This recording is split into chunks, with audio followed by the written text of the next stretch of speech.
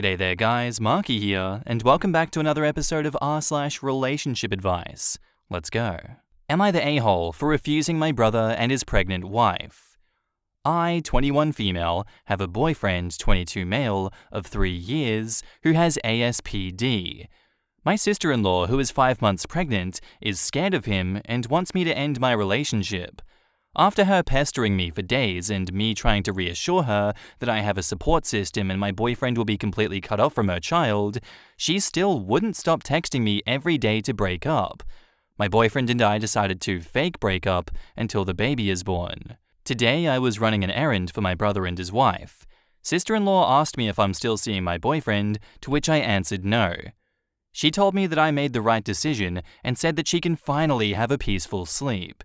She kept talking about how her stress level has been going up because of my affair, and she's glad that she won't have to raise a kid in the presence of my boyfriend. This is where I might be the butthole. Sister-in-law asked me if I'll move in with them, and I answered with a simple no. And when she said she hasn't stated the reasons for her request and asked me to hear her out, I told her, I don't really care about your reason, I just won't move in with you. And I walked out of her house. She texted me, saying that it's unfair and cruel of me to be upset at her for trying to do what is best for everyone. She wanted me to stay with them so she can keep an eye on me, and that I put her under lots of stress, which is bad for pregnancy. I feel like the a-hole, but I also think she's pushing me too much. In the comments, not the a-hole. Your sister-in-law is trying to manipulate you into being her live-in help. First by making sure you are single, and next by getting you to move in. Don't lie to her anymore and block her number. Tell her you won't be letting his wife harass you anymore. OP retorts, I told my brother about it, and honestly, I don't think he has any solution. I will suggest taking her to therapy. My honest opinion? Quit treating the sister-in-law like she's above everyone else. You're a grown-ass woman and you can date who you please. Her having a miscarriage years ago gives her no right to act this way. It seems you and your family have made her think that she's the boss of everything and she's to be treated like a child. She's manipulative and overall weird. Her behavior is more concerning than your boyfriend's. You need to cut contact with them and grow a little and learn to be without them. She is toxic and so is the rest of your family for feeding into it. Quit treating her like she's calm or rational because her behavior is unhinged. Stop this fake breakup nonsense or indulging anything from her that is about your life. I would tell brother that you will not talk to her or deal with her until she stops and apologizes to you. Then suggest that she talks to a therapist. Pregnancy psychosis, while rare, does exist. Even if this isn't psychosis, her demands are unreasonable and nutso. Not the a-hole, but only if you stop the fake breakup. Sounds like she's trying to strip you of a support system so you can help with her kid, but there is likely more to this story. Why do they know about your boyfriend's diagnosis? Has he ever acted towards them in a way that might be concerning, where they would have a cause for concern for their child? OP replies, 2 weeks ago, my parents hosted a family dinner/get-together and they invited their children and their spouse. Me, my boyfriend, my elder brother, his wife, and my little brother, and while we were chatting, the topic shifted to mental health. My boyfriend made a comment about having a PD. My sister-in-law kept asking him to disclose the specific disorder. My parents are aware that my boyfriend have a complex PD, but don't know the exact diagnosis. My family and my boyfriend met quite a few times, but there has never been any incident. My sister-in-law, unfortunately, had a miscarriage during her teen pregnancy before she and my brother got together. I think that's where the sensitivity is from. Here's the thing. No, she is not sensitive to your boyfriend because of her miscarriage. That is ridiculous. She probably already knows this, but maybe not. But just so you know, most miscarriages have nothing to do with the mother's mental health, but with an error in the genetic melding in the embryo. Basically, an unsurvivable defect in the DNA. So don't let her guilt you into thinking that her stress level over what's happening with you will somehow affect her pregnancy. That is a very unlikely possibility. Not the a-hole. Back up to the post, we have an edit. My brother had a talk with my sister-in-law, and she's called me to apologize for her behavior. I came clean about the fake breakup. She says it's wrong of her to assume the worst in my boyfriend. My brother asked her what she would do if her child was unfortunate to have the same diagnosis, and that changed her perspective. Those were her words, but she has concerns still and thinks it's best for my boyfriend to keep his distance until further notice. And she will be speaking to her doctor about her anxiety and stress. She also offered to apologize to my boyfriend, but my boyfriend says he doesn't care about some petty words, and he told her to manage her own health, both mental and physical. Thanks everyone for your concern and advice, and to all those that made unnecessarily rude comments about my boyfriend and our relationship, learn some empathy. And now onto the update. In my original post, I edited an update about how I had a talk with my sister-in-law, and she apologized for her actions, and she also decided to see a therapist. As most of the comments suggested, I talked to my brother and parents about sister-in-law's behavior. It has been a week, and we are all doing mostly good. My sister-in-law had her first therapy session. She finds it nerve-wracking, but she believes it'll be effective. She tells me that she would randomly think about my boyfriend's diagnosis and get all anxious, and whenever she caught herself getting anxious over this, she played tavern music and drew a medieval town. I don't know the exact term, which seems to work really well to soothe her. She also gets a better sleep and the baby is healthy. I have read all the comments in my original post, though I disagree with some of the comments about my sister-in-law. I agree that I was at fault for not setting boundaries and lying to her about my relationship. I am truly grateful for all the advice, and it was such a great insight and motivation to read about people who are in a similar situation as me and my boyfriend. I apologize to my boyfriend for disrespecting our relationship. We both agree that we should no longer disclose his diagnosis to anyone. Unfortunately, we have to change our couples therapist, and it's hard finding a new one. Apart from that, things are going well, and last Friday I formally met his family for the first time, which went beyond my expectation. Again, I would like to say thank you all for your support and advice. In the comments, wait, are you changing your couples therapist so you can hide his diagnosis? Please do not do that. It's incredibly important for the medical professional providing services to you to know about any mental health diagnoses in order to properly help you. And OP says, our therapist has sadly passed away just a few days ago. May their soul be in peace. Edit, to answer some questions. 1. My boyfriend's family started to see therapists since he was 4. It was their therapist who suspected my boyfriend might be ND, specifically having ADHD or autism, by the time he was 7 or 8. He started seeing a child psychologist when he was 11 and got diagnosed with ASPD at 18. 2. He killed toads and rats by smashing their heads with rocks and then cut up their bodies. This started when he was 10 and lasted about a year. He said it was because of curiosity. He wasn't getting high off killing them, but he also didn't feel guilty about it. He just didn't care. He once tried cutting himself around this time, but he couldn't stand the pain and stopped. From the age of 13 to 16, he got into quite a bit of trouble. Lying to the authorities, driving without a license, not obeying traffic rules, locking up his bully in his school lab room, stealing from the lab room, substance abuse. I got this information from his parents, his diagnosis papers, and directly from him. 3. I'm in a relationship with him because I like him and I think we're compatible. I could write an essay about why I want someone with ASPD as a boyfriend, but who would want to read that? I'll just highlight some points. Unlike most men, I know my boyfriend is not homophobic. He's agnostic like me, totally not the norm where we live. Coming out as an atheist is social suicide.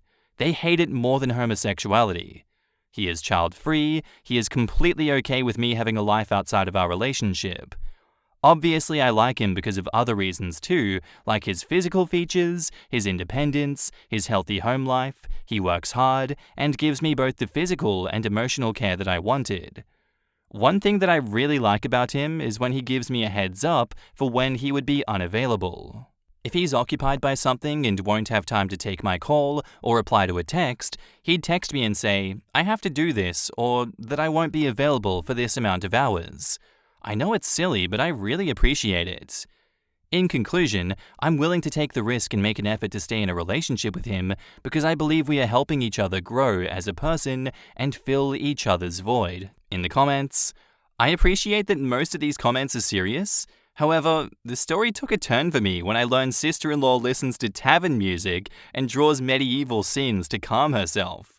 Not to be rude, but this strikes me as hilarious. For an interesting book with lots of people with ASPD, try The Psychopath Test by John Ronson. People with her boyfriend's diagnosis exist on a huge spectrum. The number who commit crimes are likely to be incredibly low compared with the number that exist. Her sister-in-law needs to let her live her life. She does not need to stop further revealing his diagnosis, since people equate him with a killer before they equate him with a cutthroat businessman. Would I date him? Nope.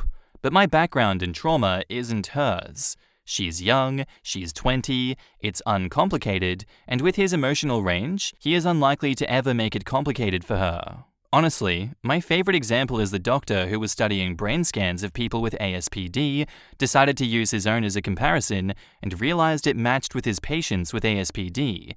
When he spoke to his friends and family about it, they said they already figured out that he had it based on his behavior at times, but it didn't have much of an impact on his relationships. He was married and had kids at that point. The spectrum is truly vast. Break up with your boyfriend. No. Wah, break up with your boyfriend. Okay, I did. Move in with me. No. Wah. I'm sensing a pattern here. I hope sister-in-law continues therapy.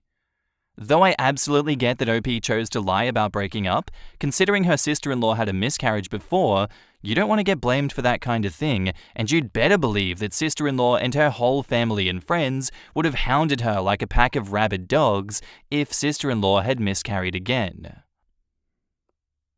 Our next post is titled, I told my son/nephew the truth and my wife is pissed. Confusing title? Welcome to the crap show. My wife got pregnant when we started dating at 16. We decided to give the kid up for adoption once she had him. It was a tough decision, but we weren't ready to be parents at 16. My older sister had just gotten married and found out that she had infertility, so she proposed the idea of adopting our son. That way we could still be involved in his life and watch him grow up. My wife had him by C-section, and my sister has raised him since. We agreed that none of us would tell him until we all agreed he was old enough to understand it. Sure, it was tough to watch him go through life knowing that's our kid until we finally had kids when we were ready. We are now 36 and he is getting ready to turn 20. I've got a great relationship with him as his uncle. He comes to me with his problems that he can't bring up with his parents. He comes to our house regularly to spend time with our kids, and even said that he considers me his dad since his parents got divorced. Edit to add, we had conversations all the time about telling him as soon as he turned 13. Then it got pushed to 15, then to 18, and still no one had wanted to tell him. We had a deal. If he found a car that he wanted to restore, I would pay for anything he needed if he did the work. My dad did the same thing when I was a teenager, and it was a great life lesson, and I still have that car to this day. He normally just calls me by my name or a nickname made up by my wife, his mum, or the kids. Today, he came to the shop to do some work while I was out there working on something else. Then I hear, "Hey Dad, my name, can you hand me a rag?" And that's when I knew this kid needed to know. He's almost a grown adult, he can handle it. I told him that I needed to tell him something. So we sat down at the table in there, and I just flat out told him, "Wife and I are your birth parents." He looked confused because his mum had said that she gave birth to him, so he would never think anything was up. He had lots of questions, and I answered them as honestly as I could. He left after, and he asked his mum about it, who then called my wife to tell her that I had told him everything. I knew that I should start digging my own grave in the backyard when she put her phone down with no words and just stared at me. She was livid that I didn't ask anyone before I told him. It was selfish, but it had to be done. I just couldn't hold it in anymore. Edit. Wow, I had no idea this post would get this much support and positive comments. I screwed up in many ways and felt terrible and like an a-hole for telling him. My sister wants to have dinner tonight with my wife and I to tell the full story and to discuss what happens in the future. I'll make an update post after. In the comments, I don't get why people play hide the ball with adopted kids. My parents have told me ever since I can remember, and my 3-year-old brain processed it fine. He's plenty old enough to know, and at minimum for health records, he should know. One of the reasons is insecurities with the adoptive parents, thinking they will love bio parents more.